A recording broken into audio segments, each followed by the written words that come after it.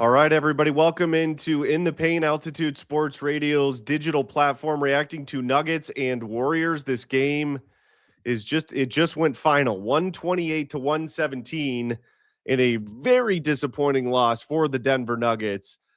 No Draymond Green, no Steph Curry, no Kristaps Porzingis for Golden State. The Warriors score 39 points in the first quarter, 37 points in the second. The Nuggets bounce back in the third and outscore the Warriors by 15, 34 to 19 in the third quarter. Looked like they had righted the ship. And again, for what seems like about the 10th time this season, I don't think it's been that many, but close to, for some reason, the 2025-26 Denver Nuggets are now officially in a trend of melting down in fourth quarters where they just completely fall apart on both ends of the floor. They ended up scoring just 16 points in that fourth quarter. So, after a really disappointing loss out of the All-Star break to the Clippers, they blow out the Portland Trail Blazers by nearly 50 points a couple of nights ago on Friday night, and it looked like they had righted the ship and figured things out. And then they just come out, and the first half of this game was absolutely atrocious defensively for the Denver Nuggets. I mean, it was pathetic defensively. The three-pointers, I wrote the number down, how much the Nuggets got outscored from the three-point line. This is just the first half. In the first half, the Warriors outscored the Nuggets 45-12 in the first half from the three-point line. 45-12. They gave up 76 points in the first half to Golden State with no Steph Curry, no Draymond Green, no Kristaps Porzingis. They had a day off yesterday. So this loss is I've been trying to figure out whether the Nuggets are in a funk or if something is broken with this team. I don't think I'm ready to go to something is broken with this team, but man, is it getting close to not being in a funk at this point. There is something going on specifically, and I talked about this a couple of nights ago after the loss to the LA Clippers. The Nuggets defensively are absolutely horrible right now. I mean, they had no plan in the first half on defense. The Warriors they let Al Horford shoot 5 of 6 from 3. 80-year-old Al Horford. 5 of 6 from 3. Wide open shots, by the way. I mean, they were hardly contested. This was a bad loss, Nuggets Nation. An ugly loss. The defense was atrocious. The plan on defense in the first half was unrecognizable. I don't. What were they trying to do? Were they trying to clog up the paint? Because it didn't really look like that. And if that was the plan, well, the Warriors just got scorching hot from the outside, and there were no adjustments. I mean, the first unit, the starting unit, I should say, they were atrocious defensively, from specifically defending the three-point line. And then the second unit is Spencer Jones, Jonas Valanciunas, Cam Johnson, Tim Hardaway Jr., and Bruce Brown. That was the second unit that started the second quarter. Okay, maybe that's a bit of a better defensive lineup. We'll see what happens. No, they were just as bad. Just as bad defensively as the starters were. So, I mean, the Warriors were 8 for 17 from 3 with 1:46 to go in the first quarter. The Nuggets were 1 for 5 at that point in the first quarter. With just under 2 minutes to go, the Warriors were 8 for 17. They had already thrown up 17 three-point attempts. The Nuggets were 1 for 5. Jamal Murray, another slow start. His first quarter, 1 for 4 shooting, 3 points, no assists. Joker didn't have a great start either, at least scoring the basketball. He did have a really good start to the game, facilitating. There's no doubt about that.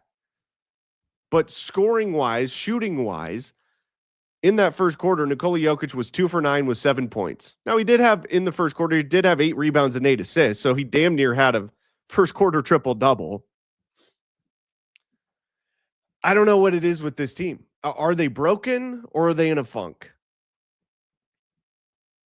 I'm like 50-50 on where I want to go with this. I think I want to wait a couple of more games just to make sure. But I'm leaning towards something is broken on this team. And it's something defensively. Again, I'm not worried about the offense. I talked about this after the Clippers game. The Nuggets have the number 1 rated offense in the NBA. The offense is fine. But the defense is 24th. They have the 24th rated defense in the NBA. The year they won the NBA championship, they had the 5th rated, at least in the regular season. They had the 5th rated offense and the 11th rated defense. That's good enough to win an NBA championship, but you cannot win an NBA championship when you are 24th in defensive rating and you are consistently, this is who this team has become, consistently melting down and for whatever reason, unable to defend or score the basketball in the fourth quarter. So are they broken? Is something broken or is it a funk? Let's bring D-Mac in to answer that question. D, man, that was an ugly loss, D-Mac. What are we doing? What are we doing? Specifically, 76 points, 45-12. What are we doing? 3-point line, the Warriors outscored the Nuggets 45-12, D-Mac, in the first half. Hey, I'm with you. But, like, somehow you turned it around in the third. Like, that first half was awful, but it was still only a 9-point difference. Awful, but you're only down 9. And then you outscore them 34-19. You're like, oh, all right. They made the adjustments they needed to. That's what I thought during that third quarter. Okay, they're fine. You score 16 points in the fourth quarter. And you allow 33, which, is actually all right comparatively. I mean, comparatively. I mean, it was, I don't know, man. You win by 54. And then, I mean, that's a bad road trip, Dan. I don't care how many points you score on the road against Portland. And look who was not, we got to be done, Dan, with we're the injured Nuggets. Look what the Warriors were doing. No Steph, no Porzingis, no Draymond Green. I mean, I get it. We're down AG and Peyton Watson, but give me a break. You got a fourth quarter lead, Dan. Polish it off. There is no killer instinct on this team right now. None. There just isn't. Which is insane, D-Mac. Either they're on fire shooting, and it's here we go. We're running away with it. But there's no sense of like foot on the throat. None. We talked about I think it was obviously it was the year after they won the championship, but the championship season and the year after, they were one of the best clutch teams in the NBA. Not now. They are middle of the pack at best. And I don't even think they're that good this year in clutch situations, clutch games. That is astonishing to me. The roster, at least the starting 5, I know they've had guys in and out of the lineup all season long. I totally understand that. But my God, you're right. What happened to the killer instinct? I mean, Jamal Murray should be this team's closer. And he has been this team's closer. Him and Joker have been this team's closer. The two-man game just kind of disappears. What's really frustrating too is when the Nuggets are starting to get in a funk, especially offensively, they just stand around, dribble the clock out, and launch a bad shot. I mean, that is their offense at the end of games. I don't even know what to say, man. I don't know what to say. So do you think they're in a funk, or do you think something's broken? Oh, no, I think they're a 500 team. So are they in a funk? I mean, now you've got, 25 games left. They're 1-2 out of the break, 27 games. They'll probably go 14-13, 13-14, Dan, something like that. And I'm looking at the standings right now. It's scary. They are in the loss column behind Houston and the Lakers, which have a half game, so they have games to play. They're tied in the loss column with Minnesota, and they have a game in hand in Minnesota. Dan, and I don't know everybody's schedule, But if Houston, Lakers, and Minnesota win their next game, the Nuggets are in 6th place. How long have we? Two and a half away from Phoenix in the play-in. So that's right. But I mean, to get to second, forget it. You're not making up 5 games on the Spurs. How often did I say we both talked about this? You have a bad road trip. You have a bad 5-game stretch. You are in real danger of falling 3, 4, 5 seeds in the Western Conference. I mean, that's how tight it is. Yeah. So you can't afford to have stretches like this if you want to stay in the top 4 even. Well, you can't blow fourth quarter leads. You just can't do it. Yeah. I mean, against a team without Draymond, Steph, or Kristaps Porzingis. Yeah, especially. So save me they got 4 of their 5 starters good to go. And Valanciunas is a good backup to Jokic. Okay, you're missing. Well, I don't know. Is Tim Hardaway a candidate for 6th man of the year or not? I mean, he was for the first 55 games of the season or whatever it was, but he's cooled off a ton over the last couple of weeks. No doubt about it. No doubt about it. Julian Strawther has picked up that shooting just a little bit, but it's only been, 5 or 6 games that Julian's really started to kind of heat up. You can't count on him. He's not consistent. That's right. That's right. We don't even know if he's going to be consistent enough. Is he even going to be, really in the rotation come playoff time? I mean, maybe, but we don't know that. So who knows? Maybe Tim Hardaway is just in a funk himself.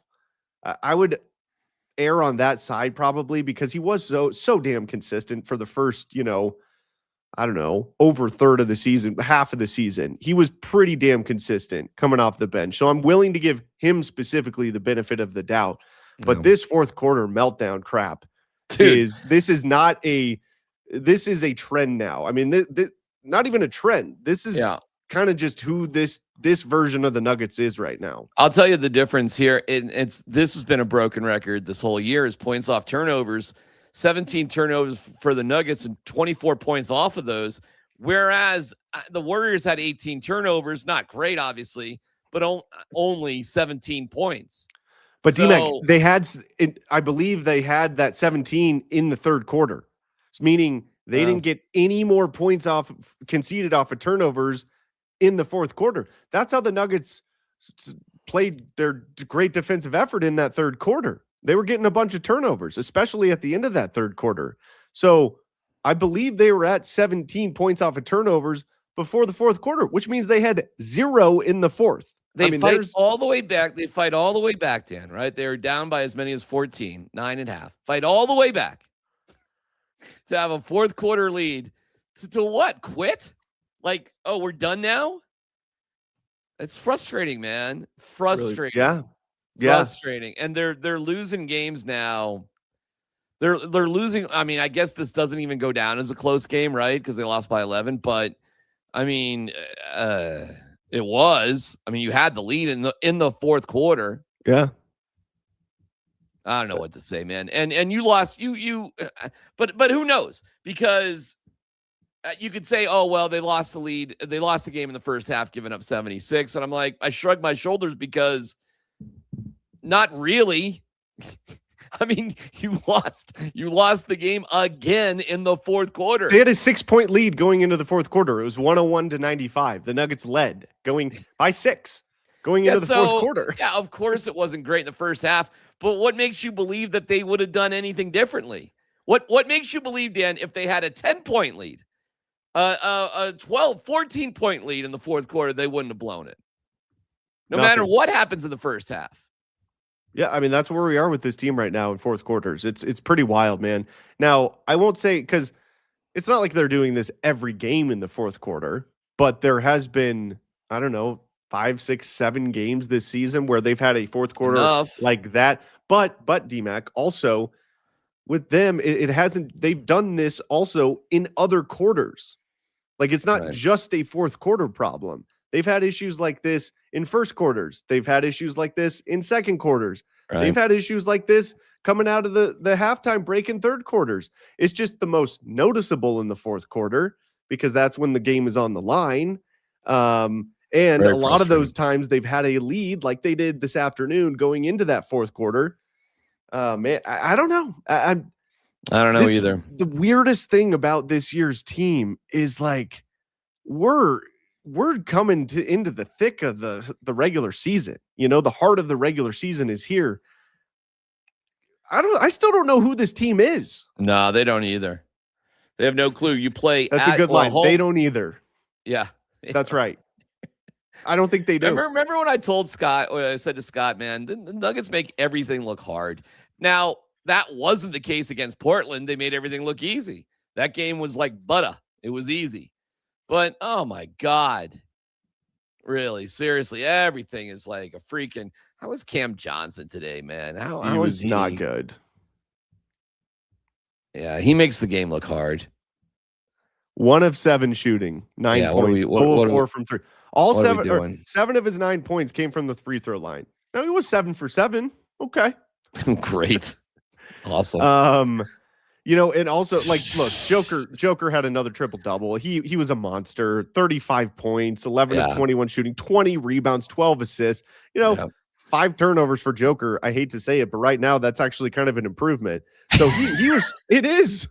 No, you're right. You're right. But you can't have the 5 turnovers from Jamal. That's right. That's right. Well, that's right. And you can't have Jamal starting games having first quarters where he's 1 of 4 shooting with 3 points and 0 assists. That was his stat line in the first quarter, D-Mac. 1 of 4 shooting, 3 points, no assists.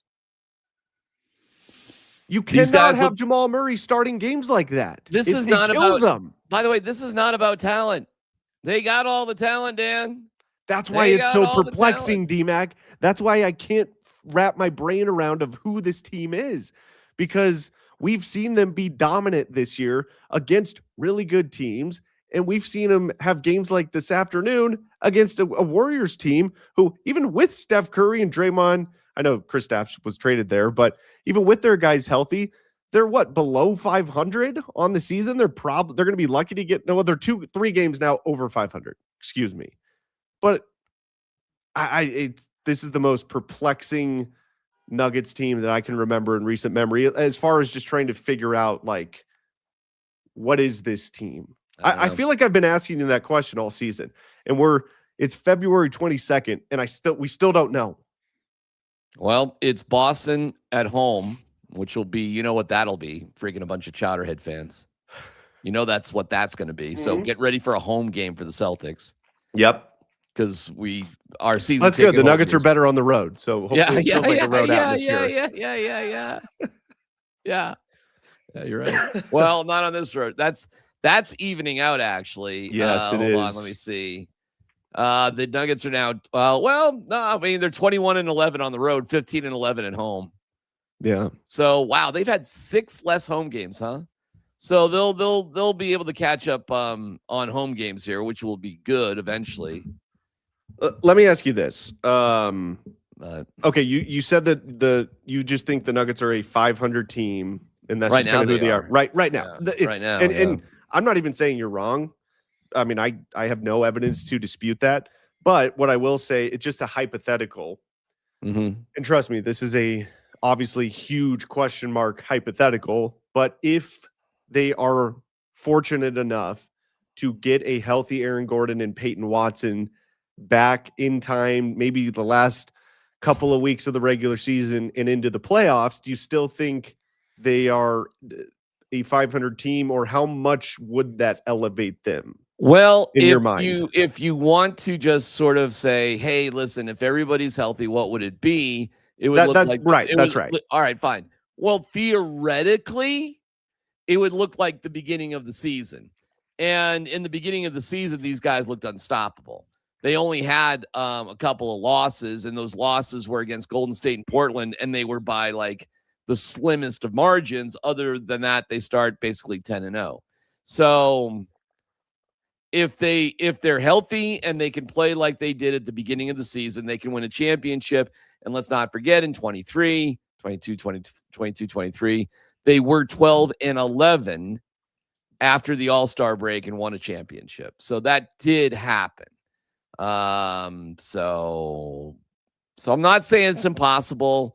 If they can get healthy and play like they did the beginning of the year, yes, they can win it all. And clearly playing on the road is no big deal. So I guess I don't care if they're the 6th seed and they have to play on the road the entire playoffs. I guess that doesn't matter because of how good they've been. If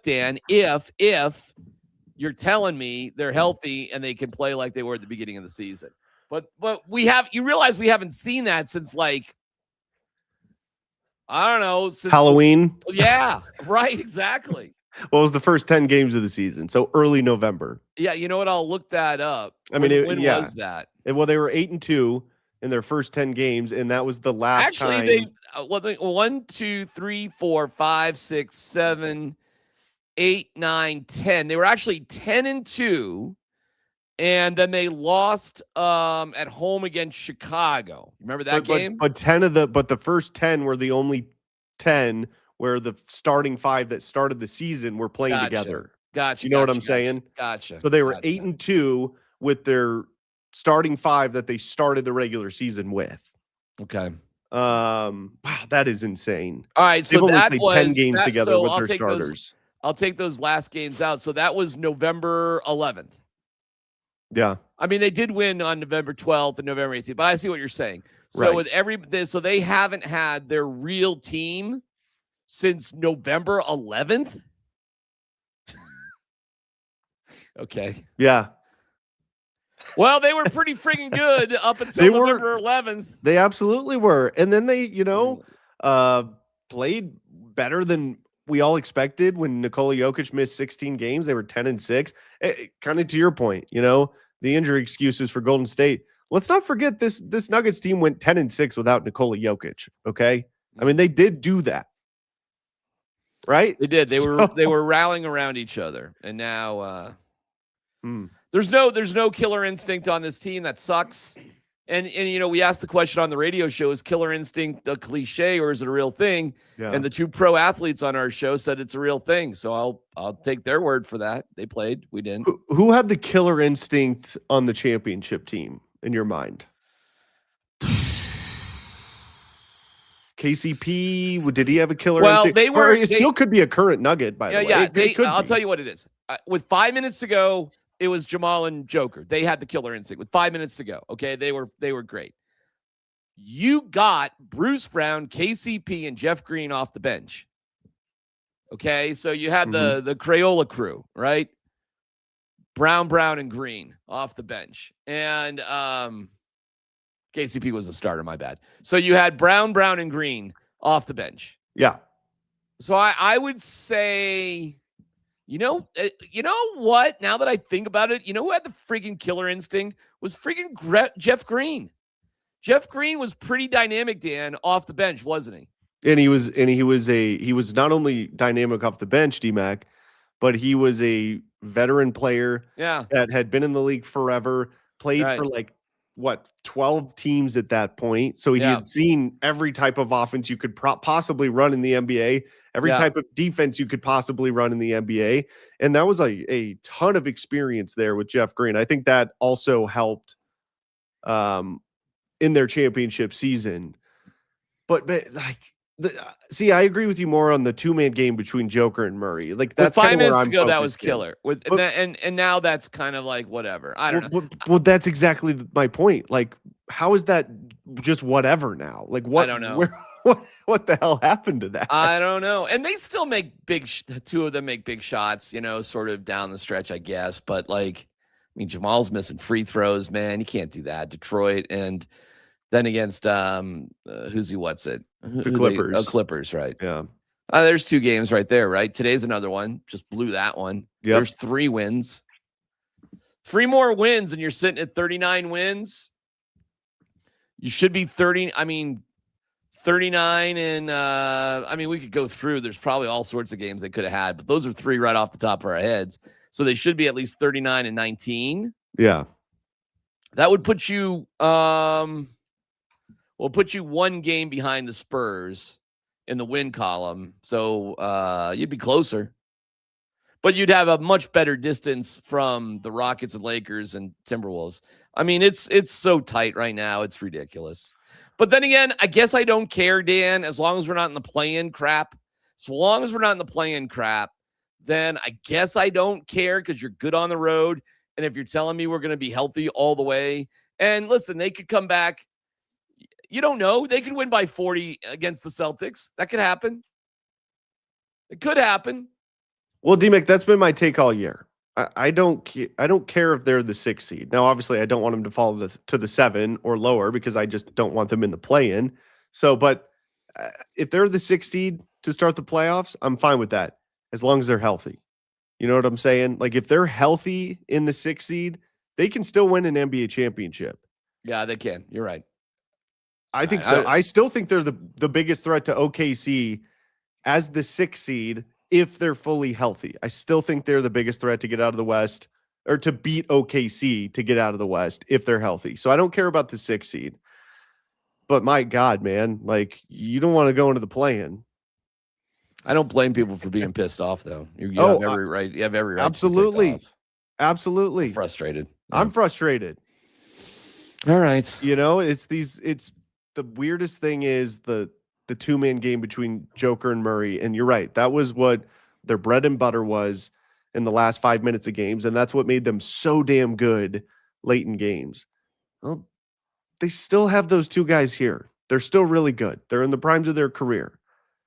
I don't know what's going on here. Is this an Adelman thing? Like, is he not wanting them to run it as much? I have no idea. I don't know. But something is different. And I'm racking my brain trying to figure it out. So, and you know, Joker may fall into the MVP, Dan, because he'll average another triple-double. I don't know if SGA is even going to qualify for it. And like, who else you got? Well, Cade Cunningham's making a pretty damn good case. He's kind of the dark horse, but he is coming on strong. I watched them play. Who was it? The Knicks 4 or 5 days ago. He dropped like 42 points and 14 assists, and almost had a triple. I mean, he's coming on. But like, I see what you're saying. You know, Joker would still be the favorite in that scenario. I'm looking up Wembayama. I mean, how many games has he missed this year? That's a good question. He has played, he's played 42 games. So 20 left. Oh, boy, he's right there at the number, huh? Like in terms of, can he get 65 games? How many games did you say he played? He's played 42 this year. Okay, Joker's played 41. All right. Well, I mean, so neck and neck as far as games played goes. He's 24, 11, and 3. I don't know. The numbers aren't close to what, but where is he? There's other things, right? There's blocks. Right. There's he just dominates all the defensive metrics. Yeah, exactly. Like that's where you'd have to dig into it. Like how much does he impact games? And then you look at what his team's doing, and they're 40 and 16. Yeah. And they're in second place. I mean, we'll see. Yeah. I mean, they regained control in the third and just instantly like that gave it all the way back to right away. The Warriors didn't make a 3-pointer in the third quarter, D-Mac. I think they were 0 for 14 in the third quarter. After making 15 in the first half, and then they start the fourth. It was 3 of 4, and then eventually 4 of 6 in the first couple minutes of the fourth. That is not a killer instinct. So you're right. Frustrating, all right, man. Dano. I'll let you go. How was the? Oh, dude, it was crazy. USA, Canada. I know you're doing a show with Mike about it, but just real briefly, I'm curious how that was for you this morning. Yeah, at 8:30 tonight, it'll be Altitude After Dark with me and Sanford, and weird day for me today. Great sports day today. But at number 38, I'm like, I don't know, man. Who's even going to be there, right? A line at 5:45 to get in. Amazing. People waiting to get in. By 6:15, like after they dropped the puck, every table was full. That's amazing. By the beginning of the second period, it was shoulder to shoulder. And I did one announcement. I only had to do one announcement today. So my one announcement on the mic, packed, bars packed. I was like, hey, I'm D-Mac from Altitude Sports Radio 92.5. The bar is open. And I just walked off. The booze is flowing. Yeah, because they could city and county of Denver is, I don't know. I don't even understand the rule, but Well, like, the governor of New York, I yeah, can't even remember her name, but she like signed some like order like yeah, changing the like temporary status of when you can serve booze yeah. just for today. So I was wondering, like, I wonder if Colorado has to do that also because you know you can only serve booze from a certain time to a certain time. Number 38 was very legal. I can attest to it myself. Oh yeah, but yeah, and I'm not I was insinuating that, but like, it was just interesting. I was like, oh yeah, well, I hadn't seen anything, so I was curious if you know they just and it changed was the rules. for the vast majority of the game, it was like 15 to 20 degrees outside. Oh, I know. It was Um, freezing this morning. Yeah, it's beautiful now. It's Freezing. unbelievable. Yeah. But it was packed. The number 38 is a big bar, and they Yeah. have two kind of different sizes. They have a big like bar that kind of splits it in a rest, sort of a kitchen. So it's like it's just split evenly on two sides, huge space, and then a huge patio space. There were a couple of brave people that went outside, but not many. But it was absolutely packed. You standing room only, shoulder to shoulder. And if you want to see the reaction, it's actually on the YouTube page, so you can see the reaction. Awesome. And then if you want to, you can. I don't know who would, but you can go through the 3 hours of me just like watching the game to see the reactions. With the crowd in the background. With the crowd makes in the it fun. background. Yeah. And then there were people in the chat the entire time as they are now. It was one of the more awesome sports viewing experiences ever. Oh, it was so cool. And I was up at 5 a.m. DMAC because I couldn't sleep. My wife was I woke up at 5 a.m. and didn't go back to bed because I was so excited to watch. We set our alarms, but we didn't need them. We were both up before our alarms. We were so fired up for it. So Mike and I will go through. So I got reaction to everything. That's awesome. So yeah, what time's that at? 8:30? 8:30 tonight. Okay. 8:30. So yeah, we'll make sure you tune into that. Mike Sanford and DMAC are going to be breaking down Team USA's first gold medal in 46 years. One of the coolest sporting events, at least of my lifetime. That was freaking awesome. So no doubt about it. It was awesome. All right, D. We'll let you go. Thanks, man. Appreciate it. All right. There goes DMAC. Yeah, you know, great win this morning from Team USA. Like I said, I woke up at 5 a.m. because I couldn't sleep, and I just love that stuff. And it was great. It was great. Exciting game, and they get the win. And then, you know, I was thinking that whole time after Team USA won, I'm like, oh man, Nuggets, you can't blow this afternoon. This would be an epic Denver/America Sports Sunday. And it looked like they were going to take things over in the third. They like I was just telling DMAC, they had a 6-point lead heading into the fourth, and I am just racking my brain trying to figure out what is going on with this team this year in fourth quarters, where for the team that is the number 1 rated offense in the league, to have them struggle as much as they have scoring the basketball in fourth quarters this year. And like I told DMAC, it's been other quarters this year too, but it seems like it's mostly been, or at least it's the most prevalent or noticeable in the fourth quarter. I mean, there was a fourth quarter this year where I think they scored 8 points. I mean, I'll have to check that, but I'm pretty sure they had a fourth, and I'm pretty sure it was at home. And if it wasn't 8, it was close to that.